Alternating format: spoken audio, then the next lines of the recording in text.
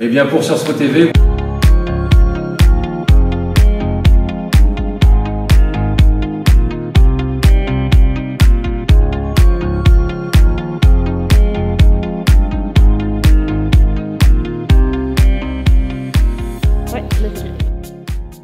Je suis ambassadeur, délégué interministériel à la Méditerranée, donc je travaille au ministère des Affaires étrangères. Et à ce titre, je travaille sur la Méditerranée, donc c'est mon périmètre géographique. On se concentre sur certains pays qui sont des pays prioritaires pour nous et des pays qui nous sont chers, évidemment les pays du Maghreb ou d'Afrique du Nord. Et mon travail, c'est il est très cool de ce point de vue-là, puisque c'est de promouvoir une Méditerranée positive, une Méditerranée concrète, et une Méditerranée qui entraîne la jeunesse, et pour ça on travaille sur de la coopération et on essaye de créer du lien, des passerelles entre les deux rives à travers des modalités de dialogue, d'échange, et puis des projets, des initiatives que nous soutenons, que nous impulsons, que nous accompagnons, que nous finançons parfois avec nos partenaires. Et puis, dernier mot, je suis délégué interministériel. Ça veut dire que, en fait, j'ai une compétence qui est transversale au sein de l'État, transversale sur le plan thématique, mais aussi transversale dans ma capacité à mobiliser, à parler avec différents services de l'État. Avant Covid, malheureusement, je ne peux pas vous la décrire parce que je suis arrivé en plein pendant le Covid, et puisque je suis à ce poste depuis le mois de septembre dernier, et ma vie, elle est rythmée par beaucoup de déplacements et de rencontres, surtout de rencontres. C'est de faire des réunions parce qu'évidemment, c'est un moment où on voit plusieurs gens, même plusieurs personnes en même temps, et c'est très important dans l'administration parce que c'est comme ça qu'on fait avancer concrètement un certain nombre de sujets, et puis qu'on prend des décisions aussi. Et enfin, mon job consiste aussi à expliquer ce que nous faisons, à expliquer quelle est notre politique en Méditerranée, quels sont nos objectifs, quelle est la vision du président de la République dans ce champ-là qui est très vaste. Donc c'est aussi un peu faire de la pédagogie. Un exemple, mais il y en a plein, c'est lorsque j'ai été en Algérie. Et c'est vrai qu'y aller en tant que fonctionnaire, a fortiori en tant qu'ambassadeur, dans ce pays-là qui est aussi un peu le mien et qui est celui de mon père, c'est une expérience qui n'est pas forcément très facile, qui n'est pas forcément si plaisante que ça. En tout cas, il y a un vrai effort d'adaptation et c'est une expérience qui m'a marqué parce que là, pour le coup, il faut bien savoir qui l'on est. Et il faut vraiment n'avoir aucun problème d'identité et de conflit identitaire pour faire ce travail-là en étant ainsi finalement entre deux rives et plus précisément entre deux pays. D'abord, c'est un monde sans Covid, hein, ça c'est clair. Et puis, moi, je ne vais pas vous dire les banalités habituelles, mais vraiment le sujet qui me préoccupe le plus, c'est la façon dont on s'éloigne les uns des autres, vraiment de plus en plus. Pour des raisons identitaires, pour des raisons de refus de l'autre, de xénophobie, d'antisémitisme, de racisme, de je ne sais quoi. Bref, le monde que je souhaiterais, c'est un monde tout simplement en réalité, où l'on serait beaucoup plus proche à nouveau les uns des autres. Et pour ça, il faut créer du lien, il faut créer des passerelles, il faut se parler, il faut créer du dialogue, de l'échange, il faut faire des choses ensemble. Il y a le vivre ensemble et puis il y a le faire ensemble, c'est encore mieux.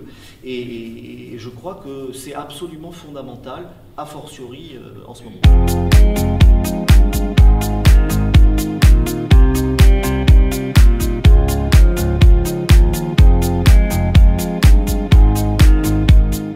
Donc je m'appelle Bernard Valero, je suis diplomate depuis de nombreuses années.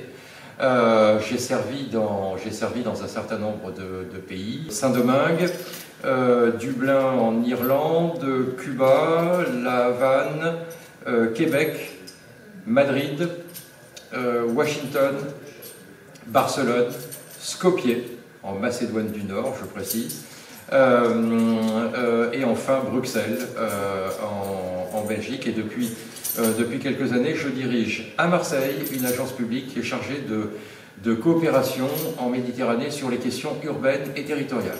Alors, on peut me demander pourquoi tout d'un coup un diplomate s'intéresse aux questions urbaines et territoriales.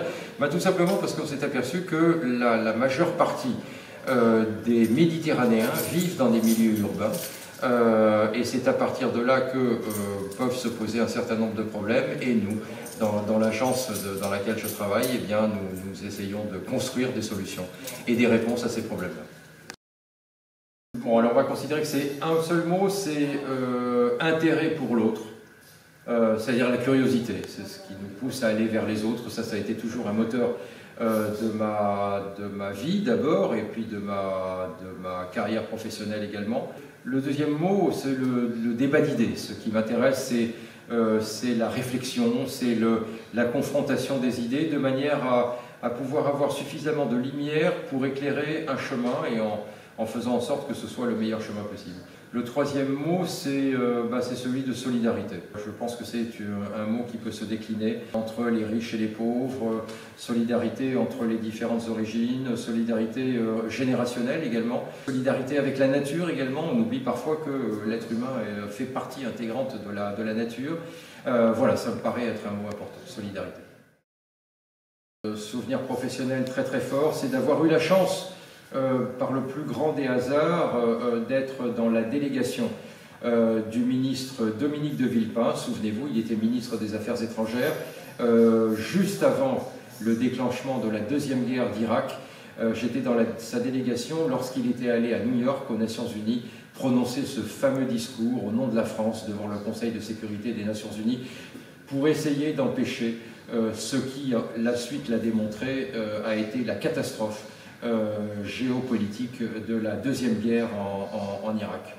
C'était un moment très émouvant, et c'était un moment où la parole de la France a retenti de manière particulièrement solennelle dans cette circonstance qui maintenant, avec du recul, me paraît tout à fait historique.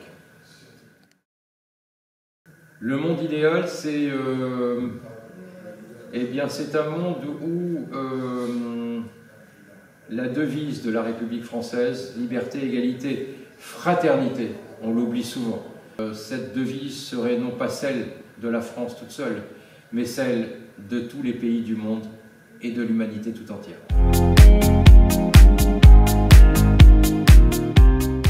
Eh bien, pour Sciences Po TV, moi je vous dis merci d'abord. Je vous répète que c'est un grand honneur pour moi de m'adresser à vous.